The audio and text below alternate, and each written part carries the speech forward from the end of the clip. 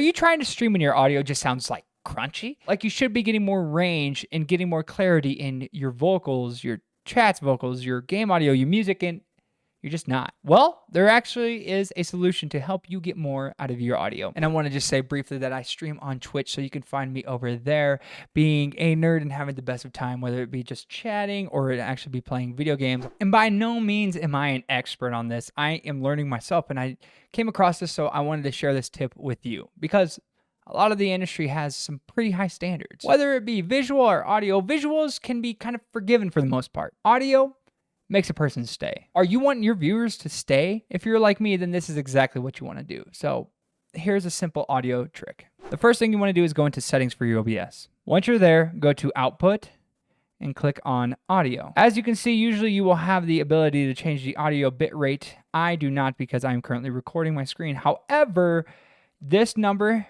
where it shows 320 on my screen is usually 160.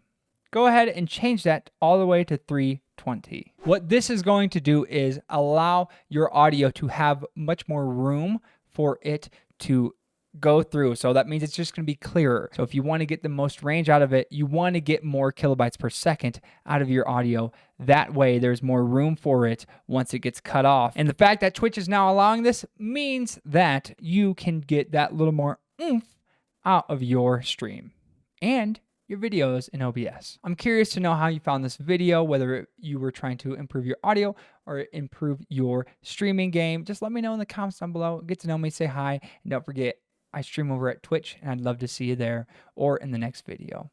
I'll see you there.